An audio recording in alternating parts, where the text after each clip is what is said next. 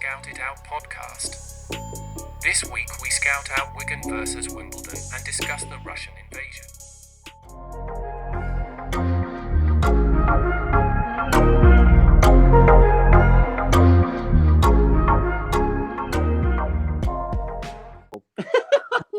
I'll give you a minute. Hey, I'm not cutting any of this. It's going to be 3 minutes of this. It just does go.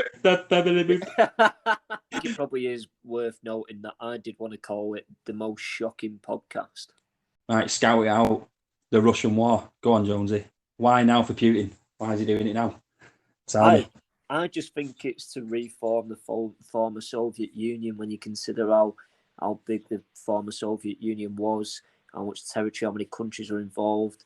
And I think it plays perfectly into his hands. I think, obviously, Russia now has over £600 billion reserved, to take the financial impact, because, of course, the Russian government wouldn't be impacted by that. Of course, it would only be the people that live there, who, by the by, even with Russian propaganda on their television, radio stations, etc., are still, they're still managing pretty well. So the people, and obviously the people of Russia will struggle. The ruble has collapsed significantly. You've got numerous, you've got loads of people that are having to go to cash machines, get to the shops, because they don't know the impact on their lives. But they won't be told, because that's what Russian propaganda does. It won't tell them. No. I was hoping for a different answer. I was just going to hoping you say because he's lost his fucking marbles. Oh, well, yeah, he has lost his fucking marbles. Right? No, but I was wanting to say that I think he's ill. I think something's up with him. I think after all this time of being so quiet and a little snaky snake, I think he's got a terminal illness.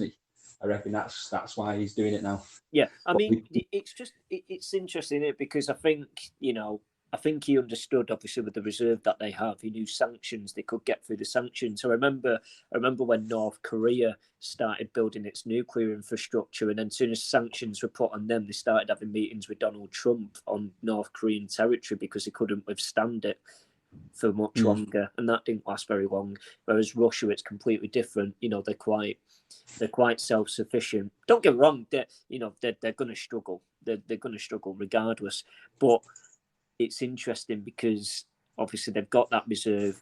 They're very wealthy, and obviously, you've got a dictator, not self-proclaimed, obviously, because he won't, because he will claim it's a democracy, even though we both know that anybody who is anti-Putin, like you've seen in the streets of Russia where they've been protesting, has even been arrested.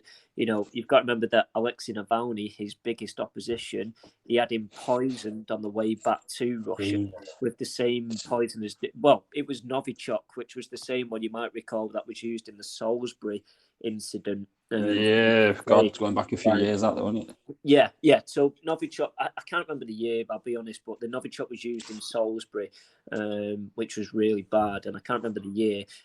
August 2020, Navalny, his biggest opposition, went back to Russia. On the flight, he was poisoned with Novichok. He was sent into intensive care. He recovered, and then once he recovered, was sent straight to court and sent to prison. And he's been in prison now for 400 and something days. So, Jesus. Yeah, it's kind of like the fucking kind of medieval with that kind of shit, Macbeth, that with the old Putin. It's just so old timey. Yeah, but it's Putin's world, isn't it? Russians are just living in it. Putin's just kind of doing whatever he wants. I think people's concerns are warranted. I mean, obviously, I'd love to see a lot more done about it, but I think at the same time, I personally believe that civil war could break out in Russia. I really do. Because it makes sense. I think it will get to a point where the people struggled that much. We've seen it we saw it in numerous countries where countries have collapsed. The protest. Greece was one not long ago. With a migrant crisis, we saw it in Libya after that explosion. Because it didn't clean out old chemicals, and then Libya just the economy collapsed, and people would just do anything. Cash in hand jobs on the street, that kind of thing. So and again, all of which have come from poor governance. The whole Libya thing. They knew about it and they didn't clean out the chemicals, and then blew up half the city. So, Yeah. so Yeah. it's crazy. Well, yeah, way to kick us off there, Jonesy. This is Jonesy. Well, that was Jonesy. This is me, Dave, who you've not heard of much. You've not heard my voice apart from He's not 2 minutes. I'm not gonna lie. This as much as it's interesting for me, I know for a fact that you know a lot more than I do about this subject. I'm not. I will make it clear. I'm not an expert on this. I think it's very opinionated. I think obviously you can see politicians discuss it, and I don't think they know the real answers as well. And this is why it's all very opinion based. But I think everybody can agree it's an absolute disgrace. And the only people that don't agree are the people in the back pockets of the Russian government. You look at Belarus under Lukashenko, he's just a puppet of, Putin. So that's why, Lukashenko allowed Russian forces to make talking of being in the back pocket, we just look a bit closer to home. A few UK politicians getting a bit sweaty at the minute, do you reckon?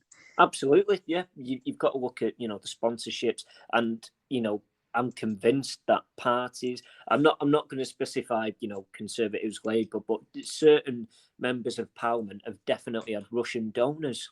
It goes without saying, absolutely have.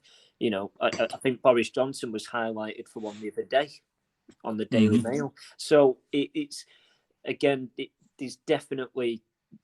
Yes, you're absolutely right. I think Russian money does infiltrate UK markets. It was actually one of the things that was instigated where people actually accused Russian money of being one of the key reasons as to why house prices were, rising dramatically.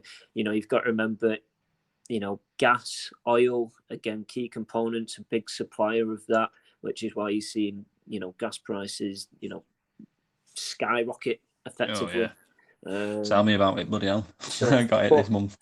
I think if you had anything humane about you, you would understand if prices were to skyrocket and we were to, source alternatively, if you like, then I'd be happy to do that. I would. Yeah. No doubt about it. Get them out of our money. Yeah. But yeah, I'm not sure, but can anyone hear me drinking? I apologise. I keep taking sips and I keep forgetting to mute my mic, and I'm like, shit. I was going to say, as long as it's got like a pack of nuts and you just smash it a packet on it. Just having a nice Green Gecko Pale Ale, Lidl's finest, fucking beautiful little beer. I tell you what, I've talked a lot about this. What is generally your opinion of what's happened and what's to come? I just think that it's fucking main the Putin. Like, you see a lot, and I hate that it gets described as a Russian war. Do you know what I mean? I hate the fact it gets labelled as Russia invades, Russia does this, Russia. It's like, well, not really, because it's Putin in it. Let's face it, he's the one with the bloody finger on the button. He's the one doing it all. Yeah. And at the same time, in his own weird mental mindset, I kind of get where he's coming from. He don't like the idea of NATO getting so close to his borders and people joining NATO and blah, blah, blah. And we all know full well, that America will be, and probably us as well, overstepping the mark a bit about where they're putting embassies and where they're putting their little boundaries. But that's one thing. But for him to react by going killing civilians and losing his mind is a completely other thing. But I mean, it's been going on since 2014, probably before that as well. Like you said, it's got a long history about it. But I know I know you were saying it, and it's a word I struggle. You thought before when we was talking about it before we started the podcast about the no action taken in Crimea, and with the annexation. It's so hard to say that word. Annexation. Annexation. Yeah, I mean, I'm not an English language expert. I certainly don't sound like one, but yeah, annexed or annexation. You see, the thing is, I think for me, that's a good point which I wanted to pick up on. So when this happened, it was 2014, and nothing was done. These sanctions weren't put in place like they were now. And that, to me, was just a simple act of war at the time, which is, I think that's probably where my mind kind of changed about this. And I've always took a keen interest in this since, that moment, because I just thought, Yeah. how on earth has a country just been allowed to walk in somebody else's hand and go, oh, that's mine now, see you later? And that's exactly, the Joe Blogs perspective is that, it's crazy. And I think, since that's happened, nothing's changed. Again, Britain is still milked through, Russian sources, like it's gases and things like that. Oligarchs haven't been punished sooner, and it's got to this point now. But I think it's always that scenario, isn't it? If you can grab an inch, you take 10. And I think Putin's really keen to experiment how far he can take this. I'm just wondering how long they can hold out with the sanctions, because we could clearly see that they are taking effect on the economy of Russia without doubt. On the stock market, the ruble fell dramatically. Yeah. And it's only a matter of time. If that happens, people are going to get desperate and they're going to uprise. And that, and that's why I think, how long is he willing to hold his cards out? But I mean, we'll see. I think it's over. I think it's over 1 million people have migrated out of Ukraine now in total already. And if you put that into perspective, I mean, Manchester alone has a population of around, roughly around 2.5 million. Yeah. Imagine half of Manchester just getting up and going. Just getting out. I fucking love it if they did. Fucking hell, I hate the general public. I so wish that half the people just fucked off. I'd be so happy. I'd be like, yes, much more space. That'd be like walking around Manchester at 4 a.m. during the day. Yeah. That, I mean, I know it's a bit of a weird abbreviation, but you get my point. It's dead. Yeah. It's derelict. Nothing's going on. You walk around, no one's there, and that's the situation in Kiev right now. Is the fact that you walk around and nobody's there, and the thing that is there is just air raid sirens constantly, and packed trains, plenty of people living underground, which we've seen in Eastern Europe before with regards to World War II. A lot of old school buildings have underground infrastructure because they've worried about similar incidents again. Unfortunately, that incident has only happened less than 100 years. Again, and that's crazy. Less than 100 years. What's going to happen in the next 50 years? What's going to happen in the next 100 years? Again, I know it's not in our lifetime, but why? I can't believe we're in 2022, and we're still at this point where we're not trying to, be more innovative with energy and better resourcing, trying to improve infrastructure for people. It is crazy. We're more, vested interest in bullets and guns, unfortunately. Yeah. No, you're not wrong. But do you think the sanctions will work that we've done so far? I think they do work. I think they've definitely had an impact. I think the impact, it's kind of like, I think the way you can describe it, in my opinion, by the way, this isn't a fact, but in my opinion, it's like, say you've got 10 oligarchs, for example, and the sanctions have been raised against 5. So yes, it impacts, but it doesn't have the complete impact which I'd want it to. And therefore, these illegal activities can still proceed. And that's not right. I think there was talks of the news about certain oligarchs. I mean, that whole Roman Abramovich thing is a huge thing, isn't it? About football. Well, it'd be like a nice link, like kind of segue into football and how football's involved as well. Because I'm not sure if anyone could tell this, because I think this will be the start of episode 1, but this will be a mainly football focused podcast. Oh, who knows? I might have edited it well enough to put this like halfway through the podcast. Who knows? But yeah, I know you're right, and I don't think I disagree that he should even like have a chance to even like sell his stuff. It should be just took off him. Yeah, the interesting one for me this week was the fact that Artem Dzyuba. Now, many people might not know that name, but Dzyuba is like Russia's top striker for a while. Oh yeah, a long while. Big beast of a striker, and his comments. His comments were so ridiculous. He basically went on to criticize, governing bodies about why Russian athletes were being banned from sport. Mhm. And I think in a wider picture, you know, you take sport out, human life will always take precedent over sport. And I just thought, why have you literally come out and made a statement? He was literally annoyed that people were being stopped from doing what they've been trained to do.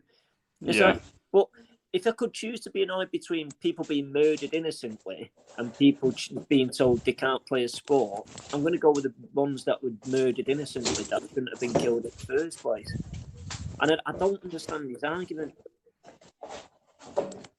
Well, he might be one of these many who kind of been brainwashed and probably might not think what's happening is as bad as people are making out. Because you got to think they probably there's a lot of people in Russia. Wait 1 second, I'm just going to close this door. Like, yeah, it's not the best place. We haven't got a studio, if anyone can tell. It's not exactly the best place to be recording a podcast. I've got 2 lively kittens running around making a fucking mess everywhere. So, yeah, he's not great. So, yeah, but I think there's a lot of Russians who will be in Russia who will be completely blindsided by it all. They won't even really have too much of an idea of what's going on. And I've heard a lot of stories on social media saying, like, it's a Ukrainian and they're saying, oh, I've got family in Russia, and they don't even realize how bad things are, and they're arguing over it. Like, the Russian family member will be saying, what you want about, stop moaning, nothing's happening. And the Ukrainian will be like, I'm literally sat in a bunker whilst your president fucking bombs me. Do you know what I mean? It seems so bizarre, but if it's not on TV and it's not anywhere for him to know, and all the newspapers are saying Putin's doing everything right, blah blah, and he's stopping information from the outside world, then that's what you're going to think. So I think maybe, I highly doubt it. I think I might be defending him there a bit. So I'm not sure that would be the case with him, because being a footballer, surely he must have an idea. But it maybe that's the case where he doesn't think it's quite as bad as people are making out. Or maybe he's a massive cunt. That's the narrative that Putin is telling, though. He's kind of making it out like, well, we're going saving the Ukrainians from these neo-Nazis. They've been took over by a madman. We're going to save the Ukrainians. The hypocrisy is painful. And I think, and this is the thing the foreign minister kept saying, I forget his name, the Russian foreign minister kept saying, you know, Ukrainian Nazis. And it's such a shocking, like, I mean, what makes me laugh is these guys have got the audacity to go in front of the UN and other, you know, key states and other big, you know, meetings with cross nations and actually try and make out that Russia is the bad, you know, the enemy. Russia, Ukraine is the enemy. But how can they? I suppose I'm still wondering how they really think we think about that, because it's so. I think it's so naive. It's extremely hypocritical beyond all measures I've ever seen on a geopolitical scale I've ever seen. You know, in our lifetimes, anyway. Obviously, I know people mentioned, you know, World War II and stuff like that. That obviously wasn't in our lifetime, so can't really comment. You know, you can, but this is, you know, it's absolutely crazy. You know, and it in essence, it stems a new Cold War, really.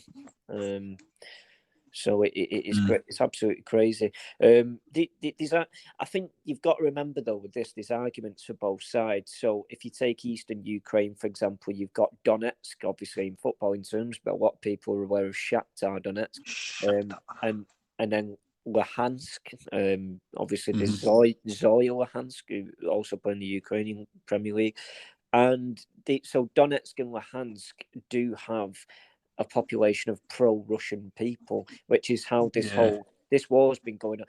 This is what makes it laugh. People think this war's only just started. It's been going on for years. It's been going on since even before the annexation of the Crimea. You know, it's been going on for years, and that eastern bit, or the Donbass as it's called, you know, has been under attack. Donbass. DONBAS, Donbass. Yeah. So it's been going on for ages. It's been going on for such a long time, to a point where there's, you know, if people look it up, they can look up the Donetsk People's Republic, which they've actually got their own flag, which is just the Russian flag, but instead of white, it's black. You know, they've got, because they're pro-independence. There's also the Luhansk People's Republic. Again, they're pro-independence away from Ukraine. So I don't know. Maybe there's maybe there's neglect of them Much more. territories. I don't know. Yeah. But I do see there being a compromise on territory in this. I really do. Yeah, I can imagine. So yeah, I think he's looking for something to be making himself happy. There's probably people in Ukraine who would be happy to be part of it again. They must be, because it makes sense. There's going to be that everywhere. Do you know what I mean? There's going to be people who, like, you know, they'll want they want the old ways, and there's a lot of people who want, like, no, we need to move forward, like stop living in, like, you know, in a different way. Say there'll be a lot of people out there who'll be like, they want women in the kitchen cooking, blah, blah, and cooking and cleaning. Whilst a lot of people are like, no, come into the fucking 21st century. Do you know what I mean? Whilst, do you know what I mean? It's a similar kind of mindset of like, oh, I prefer the old ways. Like, don't change it. It's fucking great. Like, So I think there'll be some people in Ukraine who are similar. Like, we used to be part of the USSR. It's fucking brilliant. Yay. So that's probably, and then obviously the rest of them are like, no, it's horrific. We don't want that. So that's where it's a bit of a conflict. You've got to remember, obviously, I'm not pro USSR or anything, but you've got to remember that, you know, a lot of towns and cities across the ex-Soviet Union, you know, I'm talking like places like Kyrgyzstan and places like that. They had a lot of investment through the Soviet Union to a point where now they don't get any investment at all. So, and then their lives have changed forever, effectively. And that's why in these former kind of Soviet states, you do get a lot of buildings that are just there and no real infrastructure's improved since then. Yeah. They're still, you know, if you go through some of these states, there's a lot of infrastructure across there which is still very Soviet, you know. Belt and buckle everywhere. You know, it's a big thing in former Soviet states where they have a memorial to their lost comrades that they lost against Germany. You know, a lot of cities and towns have a memorial with a candle on it with a soldier to commemorate that. It's like a tradition there. So yeah, economically speaking, there was a lot of changes following. I think a lot of that's what a lot of it seems to come down to, doesn't it? Like Russia. Well, for me, I think one of the main reasons, obviously, and I think it's obvious to everyone, the main reason that like UK and NATO or US or whatever have all not gone in is they're all terrified that a nuclear war will break out where everyone will just be dead. But aside from that, I think the other part is it's money. There's so much money involved in it all. I think that's always seems to be the case where like there's certain things they'll allow to happen and not happen because they know that they'll lose money or make money and there's money to be made, blah, blah, blah.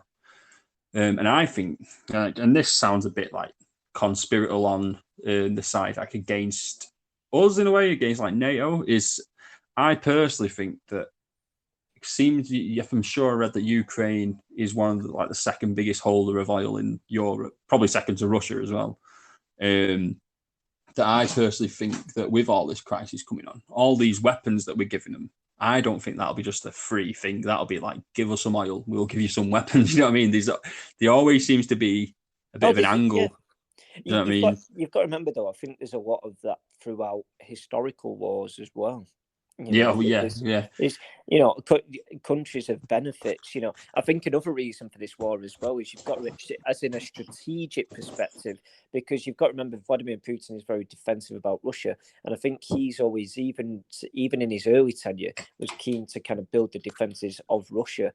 And one thing that doesn't fall well strategically with Russia is the fact that it's all very flat land. So if you think about that with, like, say, the US and UK's invasion of, say, Afghanistan, for example. You know, invasion is a strong word. You know, I don't know the ins and outs of it, but like, it's not a wrong word. It's not a wrong word either, though.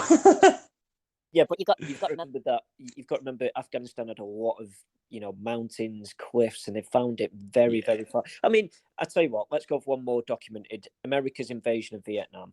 That's a prime example. They couldn't handle the guerrilla warfare. They couldn't handle the terrain. You know, so there was a lot going for Vietnam where they could window around it. In Russia, it's all very flat land. And the eastern, you know, certainly, you know, Russia, Belarus, that kind of thing, there's a lot of flat land. It's very easy to get the overlook on it. So, and I think there's a strategic view of it, definitely. Struggle and that's that word, don't you?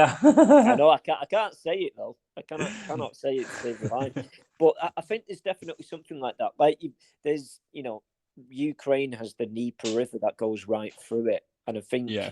maybe one of Russia's goals is to take over the territory up to the Dnieper River, so they can solidify across that border. But again, that's just a theory. But I think it's something that I think other people have noted it on their documentaries, and maybe even their podcasts as well. But yeah, it's crazy to think that we're in 2022 now, and there's still this this act of, I don't know. I don't even know the word to describe it. I know obviously it's an invasion, but it almost like we need to do this for the best strategy. And it's and it's it chess, doesn't isn't it? It's chess. It's lives. kind of chess, isn't it? Like, I think that's always going to happen. I think it'll happen Yeah. forever. Like, no matter what, there's always people. They're always working an angle, always thinking 2 steps ahead.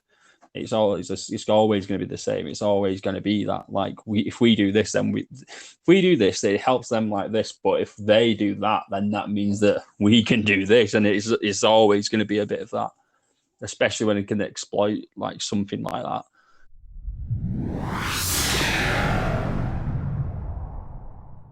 A question for you, really. So one thing I've seen documented, I was surprised that the platform that I learned this knowledge actually was that a Russian millionaire had actually put a proposition forward to kind of put an arrest warrant for Putin and put $10 million in as like a proposal to try and get him arrested. Do you think that's a tactic that could work? Well, yeah, possibly.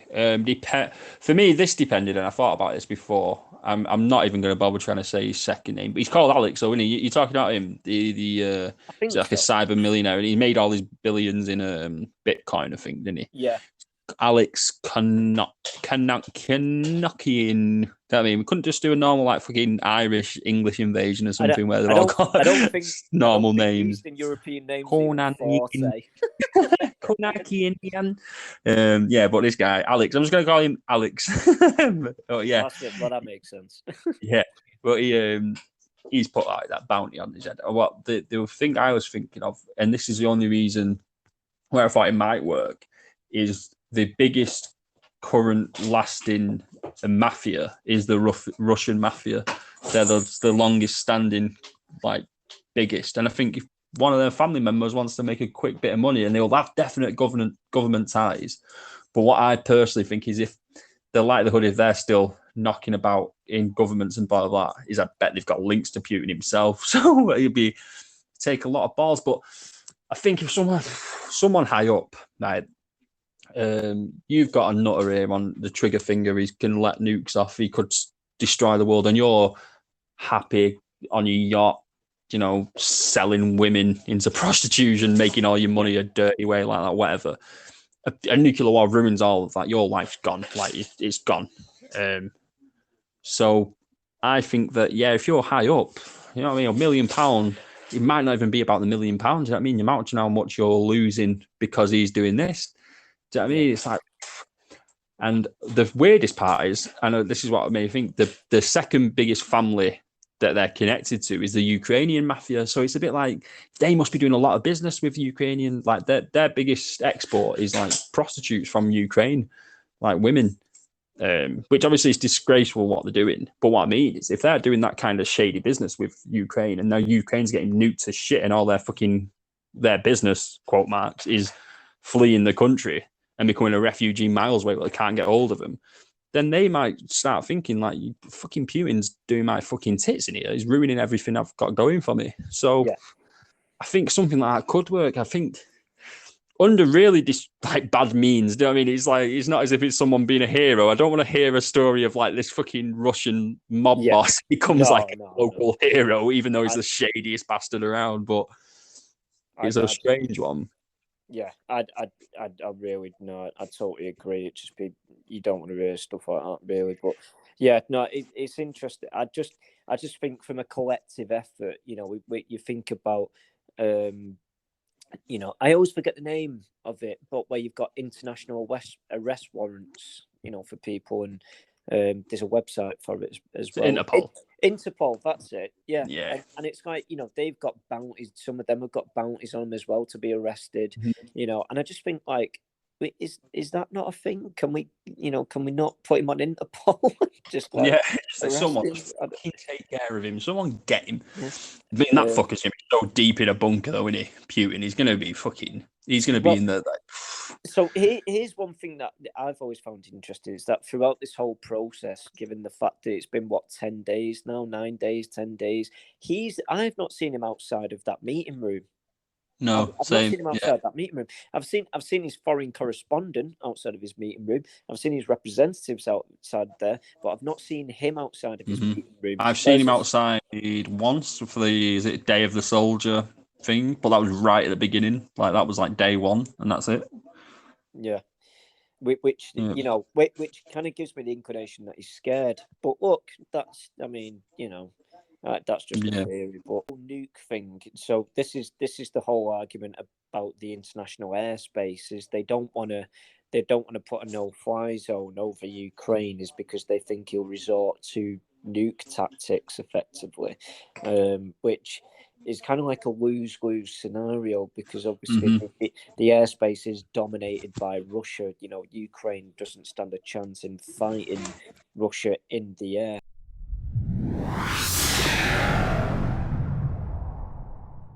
One of the things that happened was the UEFA Champions League final was taken off Russia.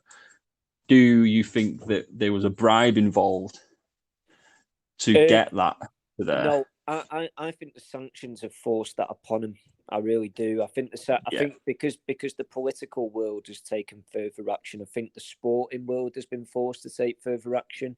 And I think the thing is if politics has to take action, then sport has to go around it. And I'm not saying go around it as in, oh, they shouldn't have done that. I totally back them for doing it. I think, for FIFA, very corrupt organisation, and I won't be told otherwise. But FIFA are massively corrupt. I'm always one of them people that will compliment something that's right, and that is right, even though I disagree with the whole infrastructure completely. I mean, that's another subject for another topic we will talk about, about the re-infrastructure of the Champions League, which is an absolute disgrace, but we'll come to that another time. The Super League's come back up as well. There's going to be lots to talk about going forward. Yeah, going back to the whole move in the Champions League final. I mean, this isn't just the Champions League final, is it? I mean, we've seen Russian and Belarusian athletes be banned from the Paralympics as well recently, which I think is the right. And that's where that whole Daizuba comment came from. He was pissed off because athletes were being banned from sport. I'm just thinking, so are you not pissed off that innocent people being murdered? Yeah.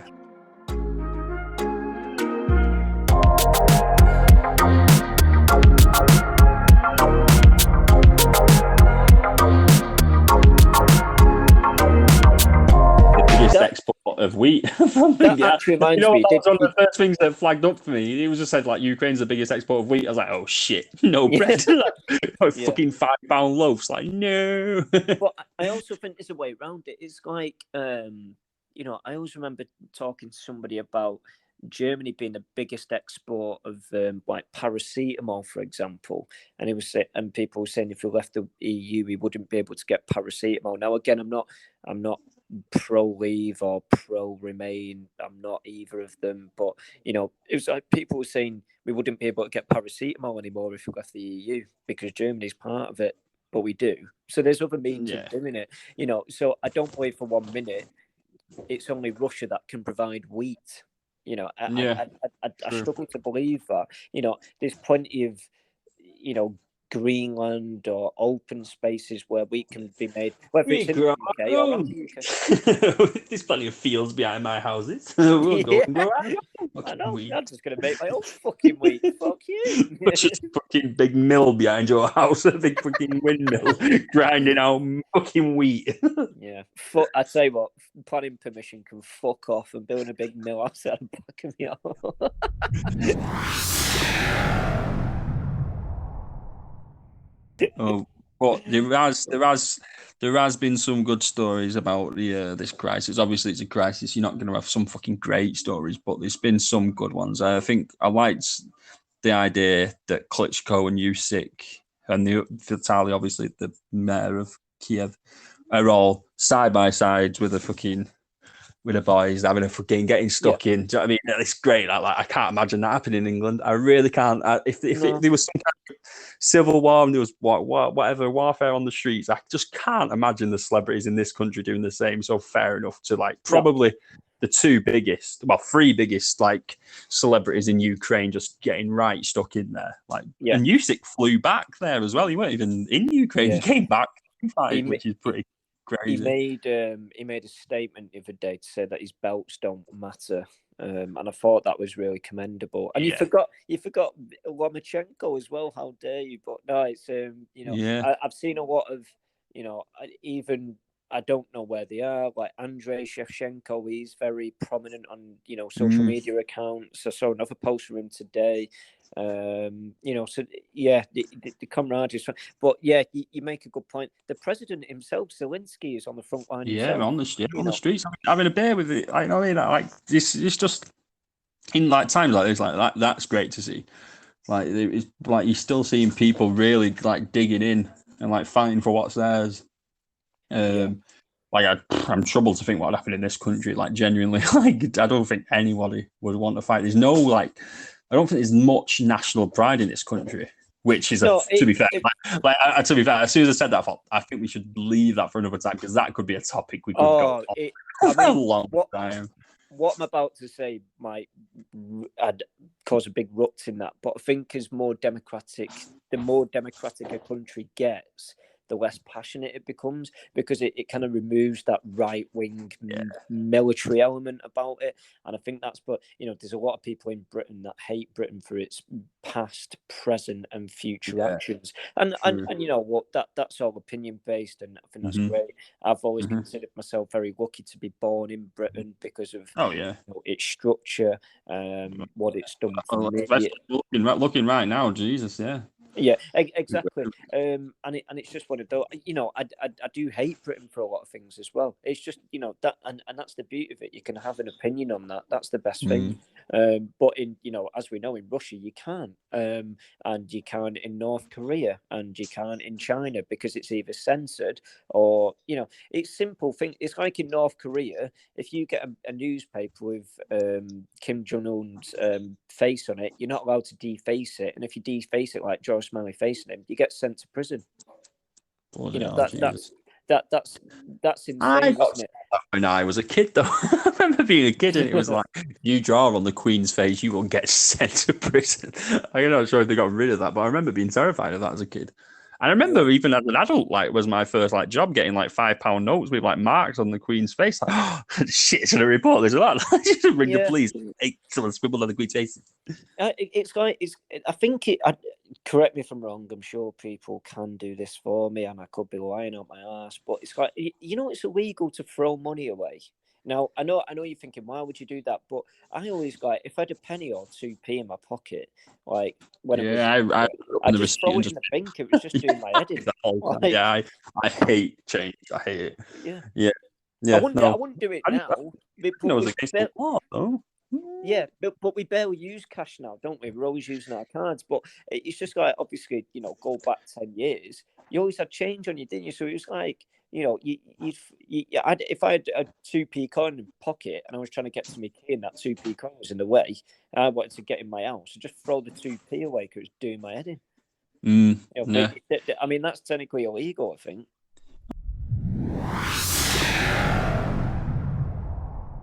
And another one they've got nailed down is just, I seen it reported as it was at the time, because it was the only one I seen, was these German nationals meeting refugees at train stations and saying come and live with me, I'm fine, you know what I mean, don't worry about it, don't get a hotel, you can sleep in my spare bedroom kind of thing. And there was apparently up to 1,000 people at train stations in Germany. Just I don't want to just give Germany credit for that.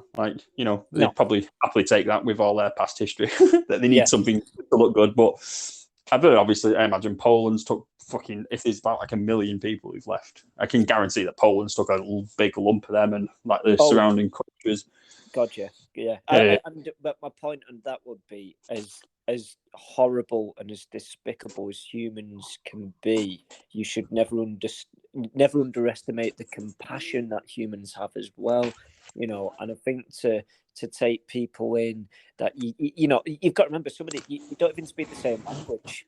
Yeah, so it's absolutely incredible, completely different culture, and all that's gone out the window because they just want to make sure people get through it. You've got to remember, I'm sure this is a problem with Britain as well. It's like they always think, like, I've seen a lot of talk about trying to get Ukrainians to come to Britain. And it kind of, well, as much as Britain would be very lucky to have Ukrainian people, which it would. There's also the point that Ukrainians don't want to leave Ukraine as refugees. They want to live there. The fact that their wives are at risk is the only reason they're leaving.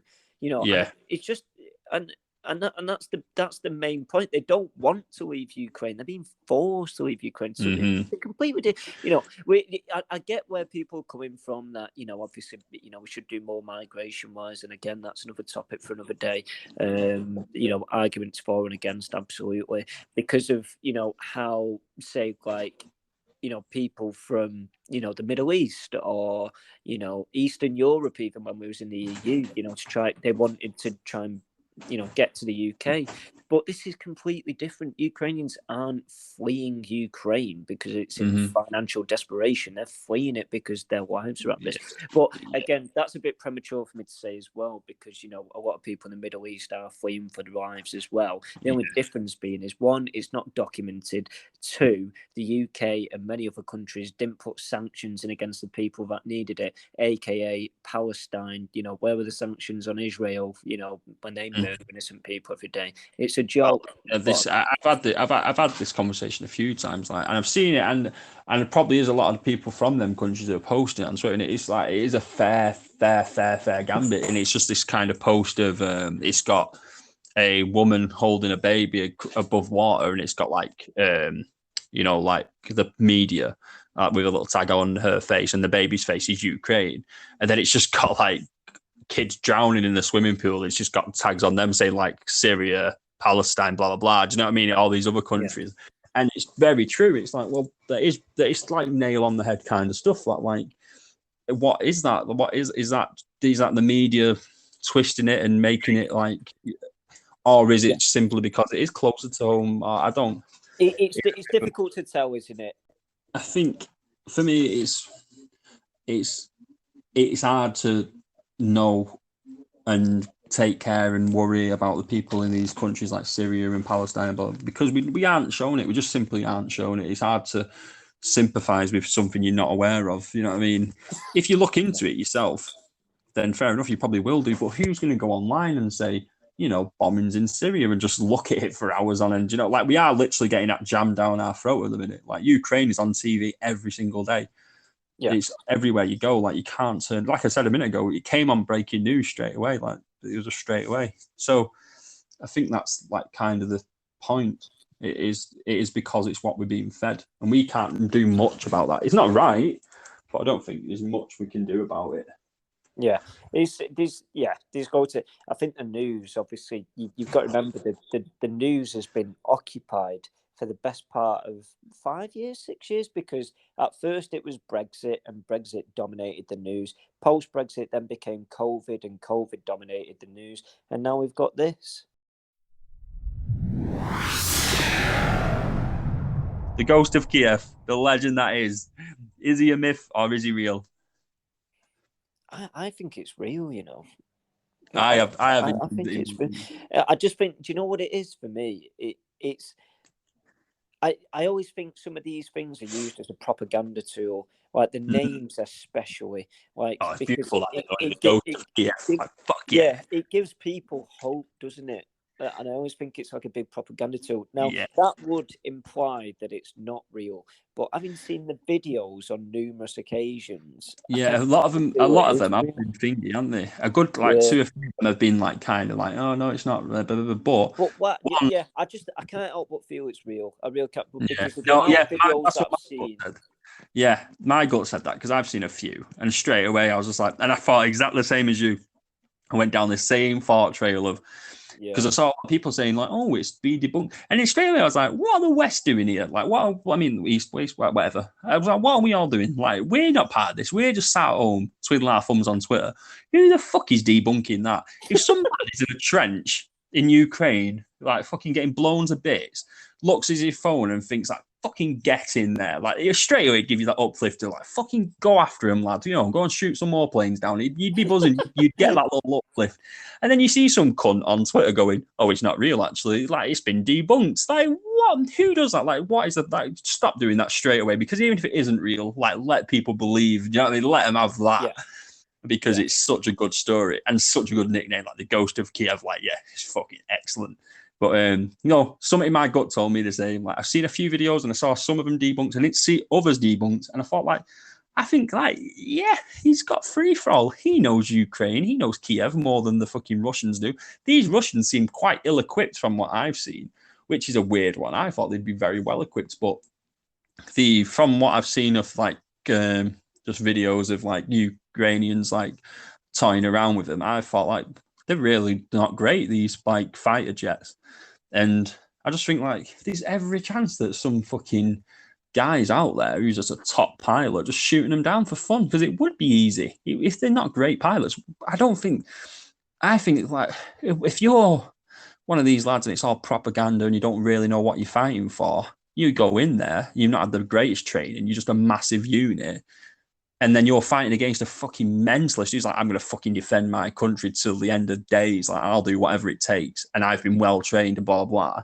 And you happen to come across like this guy, then fucking, of course, he's going to notch some fucking numbers up. Like, I love that. I just love the whole story of it. As soon as it came up like that night, I was like, yes, like the Ghost of Kiev, like that is fucking brilliant. It gives everyone hope. And that's always that aspersion that, you know, it could be a propaganda tool. But again, you know, we're not going to know either.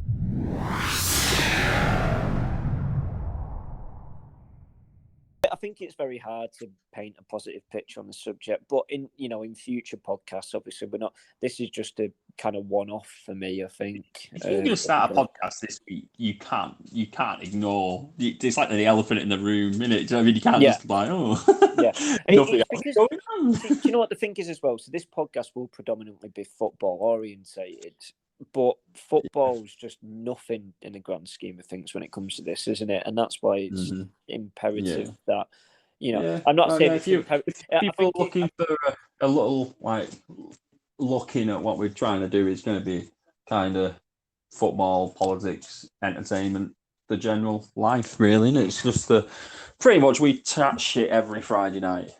And then Jonesy said to me, why don't we just record it? And I said, yeah, why not? Fuck it. You know, upcoming podcast. So we plan, as long as everything goes okay, we're going to plan on doing a watch along for Wigan versus Wimbledon tomorrow. Again, I'm just going to say it's all opinion based, so might be considered that our opinions are absolutely shite, but we'll see. I think that'll be good. Because I like to watch them. That's got a lot of interest in, you know. We were talking about this, weren't we? So Ollie Palmer obviously went to Wrexham from Wimbledon. We'll touch on that. Talk about Wimbledon, the real Wimbledon. Yeah, came from the original Crazy Gang Wimbledon. Yeah, we're going to talk quite a bit. Like, we got all sorts. I'm a Wigan fan. You're a United fan. Manchester Derby on Sunday. We've got all sorts. We've practically got a second podcast to do tomorrow. I know. It's going to be longer than days.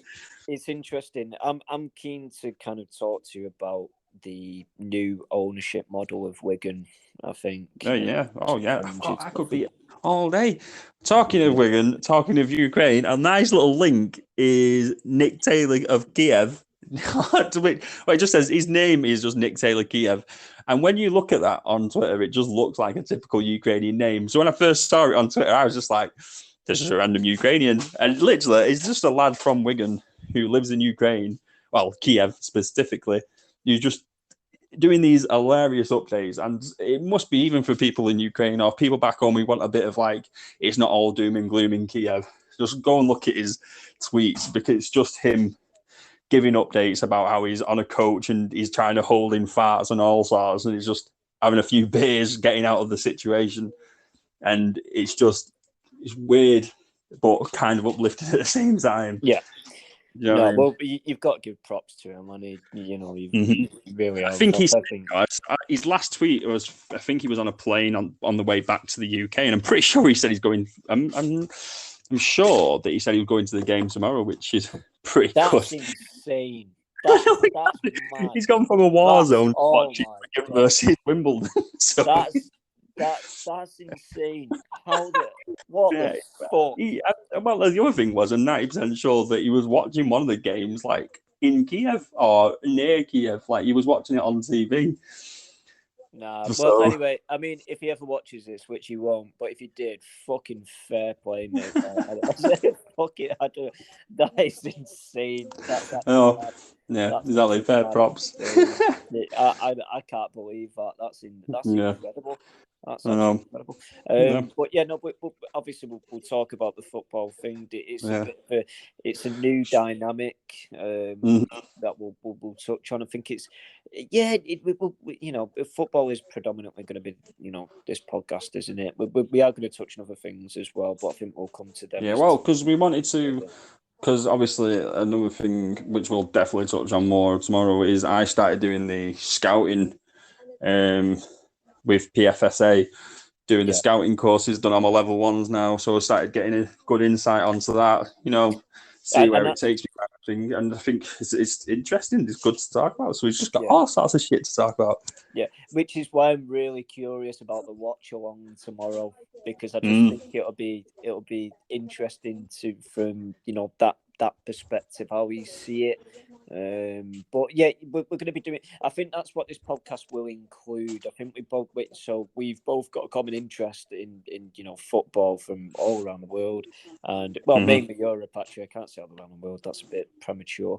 But I think it's just having that scouting perspective on it, and I don't really know I could be wrong. I don't really know a channel that does like scouting through like a podcast perspective. So, maybe this offers like a different avenue. Exactly. That's why they come here for the Scout It Out podcast. That's right. That's what we're here.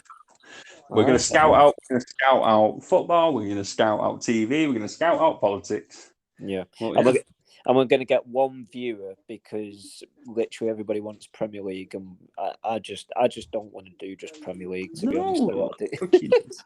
NFL and everything. We want all football. We'll be watching Friday night games with like Spezia, whatever they call, versus Benevento. Benevento. Oh my god. BT1. I don't mean oh my god from the perspective it's Benevento. I mean oh my god from the perspective how you just pronounce it. Yeah, it's Spezia and Benevento. It's just like making them names up. To our viewers, you'll catch up with us tomorrow when we're doing the watch along. So we'll see you tomorrow. So see you from me, Dave, and from Jones. Sorry, I was Don't worry, mate. Don't. It's our first, and I can always edit it.